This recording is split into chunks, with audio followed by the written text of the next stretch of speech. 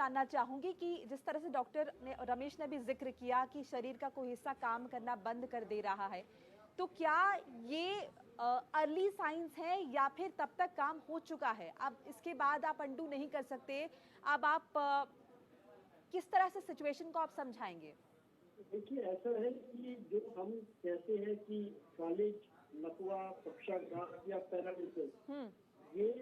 हो सकता है कि कुछ ट्रांजिएंट यानी कि ट्रांजिएंट में थोड़े समय के लिए होता है, उसके बाद रिकवर हो जाता है। इसी तरह कभी एपिलेप्सी एक गिरगे का दौरा है, उसके बाद में हो सकता है थोड़े समय के लिए पैरालिसिस रहे और फिर ठीक हो जाए। लेकिन दूसरा एक्सट्रीम ये है कि यदि किसी कारण से या तो खून का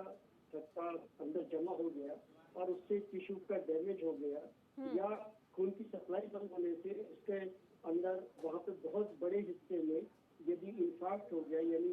उसमें हो गया, इस्चेमिक स्ट्रोक हो गया, तो उसमें रिकवरी जो होती है तो कुछ परमानेंट डैमेज हो जाता है जिसमें रिकवरी नहीं होती। जहां तक न्यूरो सर्जन का सवाल है, तो न्यूरो सर्जन को एक चीज तुरंत करनी होती है कि यदि हेमरेज हो गया है या इस्चीमिया हो गया, तो ब्रेन एक क्लोज कैविटी होती है, उसके अंदर दिल पे प्रेशर पड़ता है, तो हमें तुरंत उस प्रेशर को पहले तो हम दवाइयों से करते हैं, लेकिन कई बार लिमिट ज्यादा क्रॉस कर जाती है तो हमें ऑपरेट करके उसको डिकम्प्रेस करना पड़ता है, क्योंकि डिकम्प्रेस नहीं करेंगे तो जहाँ सांस का हिस्सा या दूसरी जगह है कोनी हो जाती है, जिससे मरीज की मृत्यु भी हो सकती है। दूसरी चीज, यदि ब्लीडिंग बहुत ज्यादा हो गई है तो उस ब्लीडिंग को तुरंत निकालना पड़े। तीसरी चीज होती है बिना हेमरेज के भी स्ट्रोक हो जाता है, और आपके मतलब नॉन हेमरेजिक स्ट्रोक होता है। कई बार बिना ब्लड प्रेशर बढ़े भी स्ट्रोक हो जाता है, ये ध्यान रखना होता है। किसी के हाइपरटेंशन नहीं है तब भी स्ट्रोक हो जाएगा, या तो चोट के कारण हुआ, नहीं तो एन्यूरिज्म या एबीएल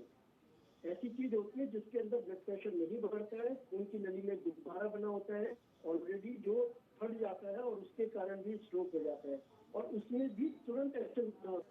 या तो हम मॉडलिंग या फिर हम क्लिपिंग से उसे तुरंत बंद करते हैं ताकि मरीज की जान बच सके। तो हमारे को ये एक्शन